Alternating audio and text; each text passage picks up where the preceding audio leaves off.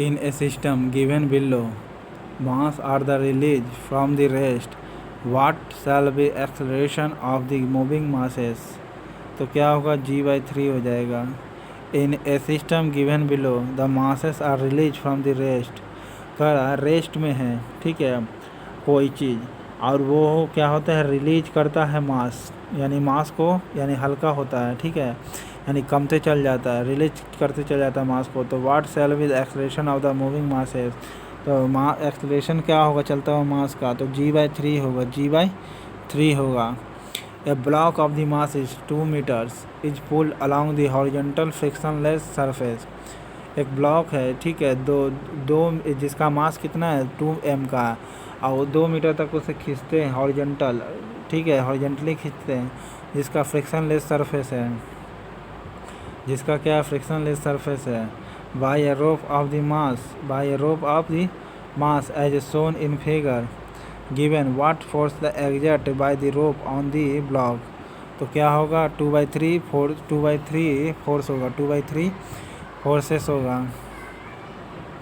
A block of the mass 2 metre का है, ठीक है, पुल अलॉन्ग द हॉरिजॉन्टल, और उसे खींचते क्या, हॉरिजॉन्टली खींचते हैं, ठीक है, और फ्रिक्शनलेस सरफेस है, उसे खींचेंगे कैसे, हॉरिजॉन्टली खींचेंगे, और फ्रिक्शनलेस सरफेस होगा. तो by a rope of the mass m, mass क्या है, m है, रस्सी का, ठीक है. तो फिगर है, तो फोर्स एग्जर्ट है, रोप कितना फोर्स एग्जर्ट करेगा,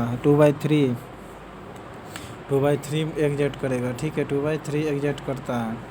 ए body moves with the constant speed along a curve path. Its acceleration क्या कहलाता है, it is a perpendicular to velocity होगा, ये परपेंडिकुलर होगा वेलोसिटी के. A body move the constant speed, a body moves करता है कांस्टेंट स्पीड के साथ, ठीक है, एक बॉडी है जो कांस्टेंट स्पीड के साथ चल रहा है, ठीक है.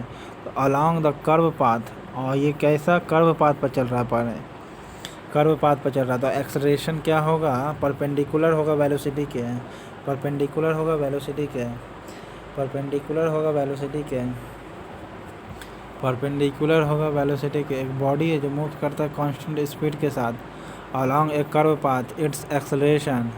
तो परपेंडिकुलर होगा वेलोसिटी के, कौन, एक्सेलरेशन, एक्सेलरेशन परपेंडिकुलर होगा वेलोसिटी के. सर्कुलर पाथ पर देखिए, कर्व पाथ पर एक गाड़ी चल रहा है, ठीक है, तो इसका वेलोसिटी जो होगा, ठीक है, एक्सेलरेशन जो होगा वेलोसिटी के, ये ऐसे गाड़ी चल रहा है, तो परपेंडिकुलर होगा एक्सेलरेशन, ठीक है, परपेंडिकुलर होगा acceleration. The distance between 2 kids in the wave given क्या कहलाएगा, तो wavelength, distance between 2 crest, CRESTS, crest कहलाता है, crests, distance between two crest, distance between 2 crest in a wave में, तो क्या कहलाता है, वेव लेंथ कहलाता है, क्या कहलाता है, वेव लेंथ कहलाता है.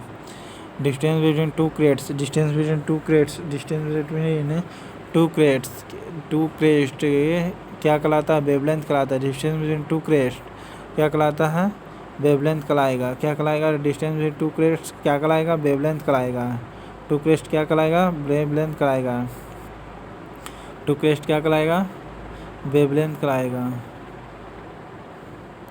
ठीक है. यानी दो, देखिए ये आपका वेव लेंथ हो गया, 1 2 3, यानी 2 शिखा आपका क्या होगा, इन दोनों के बीच की दूरी को वेव लेंथ कहते हैं, ठीक है. तो distance between 2 crates in the wave, यानी 2 शिखा के डिस्टेंस को क्या कहते हैं, वेव लेंथ कहेंगे, ठीक है, वेव लेंथ कहेंगे. 2 चोटी का जो होता है, क्रेट्स माने छोटी, ओके, के बीच को क्या कहते हैं, क्रेट्स कहते हैं. If a bomb drop from an the airplane exploded in the mid air, तो इट्स काइनेटिक एनर्जी क्या होगा, इंक्रीज कर जाएगा. एक बॉम्ब में ड्रॉप करते, एक बॉम्ब को ड्रॉप करते हैं, ठीक है, एक एयरप्लेन से, तो exploded in the mid air, और ये क्या होता है, बीच में ही फूट जाता है, बीच में ही फूट जाएगा. अगर किसी एरोप्लेन से हम बॉम्ब को ड्रॉप करते हैं, ठीक है, और ये बीच में ही एक्सप्लोडेड हो जाता है, ठीक है, बीच में ही हवा में एक्सप्लोड फूट जाता है। तो काइनेटिक एनर्जी क्या हो गया इसका रीजन क्या है, काइनेटिक एनर्जी इंक्रीज करने के कारण क्या हो जाता है ना, इसका फूट जाता है। अगर कोई एरोप्लेन से अगर बम छोड़ते हैं बीच में हवा में फूट गया, वो किसके कारण होता है, काइनेटिक एनर्जी इंक्रीज करने के कारण, काइनेटिक एनर्जी के इंक्रीज होने के कारण, काइनेटिक एनर्जी के इंक्रीज होने के कारण होता है। अगर हम किसी एरोप्लेन से बम को छोड़ते हैं, ठीक है, बम को छोड़ेंगे तो वो क्या होगा, एक्सप्लोडेड होता है बीच में। ओके, तो वो बीच में एक्सप्लोडेड किसके कारण होता है, काइनेटिक एनर्जी के इंक्रीज करने का, काइनेटिक एनर्जी के इंक्रीज करने के कारण, काइनेटिक एनर्जी इंक्रीज करने के कारण, काइनेटिक एनर्जी के इंक्रीज करने के कारण होगा। ओके, अगर हम किसी एरोप्लेन से बम को गिराते हैं, ठीक है, तब काइनेटिक एनर्जी इंक्रीज करता है, तब वो फूटता है। Momentum of the particles having the mass m है, एज p है, तो काइनेटिक एनर्जी बिल भी क्या होगा, p² बाई 2m होगा।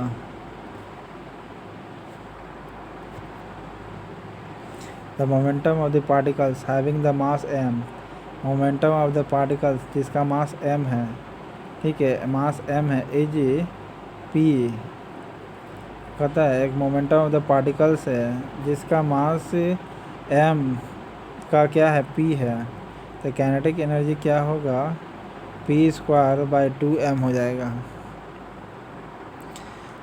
Magnetic electrostatic and gravitational force comes under the category, किसके अंदर कैटेगरी में आते हैं, तो नॉन कॉन्टैक्ट फोर्स के अंतर्गत में आते हैं। Magnetic electrostatics and gravitational force comes under category non contact force के अंतर्गत में आएंगे। ये सब क्या नॉन कॉन्टैक्ट, मैग्नेटिक हो गया, इलेक्ट्रोस्टैटिक्स हो गया, इलेक्ट्रोस्टैटिक मैग्नेटिक इलेक्ट्रोस्टैटिक्स और ग्रेविटेशनल फोर्स कम्स अंडर किसके कैटेगरी में आएगा, नॉन कॉन्टैक्ट फोर्सेस के अंतर्गत में आएगा, नॉन कॉन्टैक्ट फोर्सेस के अंतर्गत में आएगा।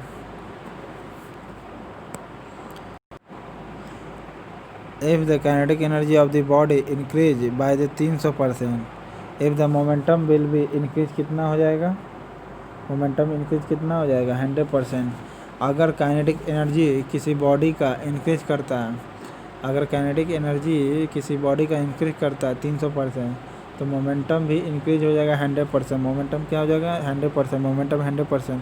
किसी बॉडी का काइनेटिक एनर्जी 300% बढ़ेगा, काइनेटिक एनर्जी 300% बढ़ेगा, काइनेटिक एनर्जी का पोटेंशियल, काइनेटिक एनर्जी का पोटेंशियल क्या बढ़ेगा, काइनेटिक एनर्जी किसी बॉडी का इंक्रीज होगा 300%, तो मोमेंटम क्या होगा, 100% इंक्रीज कर जाएगा, मोमेंटम बिल भी 100% इंक्रीज कर जाएगा, मोमेंटम बिल भी क्या होगा, इंक्रीज कर जाएगा 100%, मोमेंटम बिल भी इंक्रीज कर जाएगा 100%।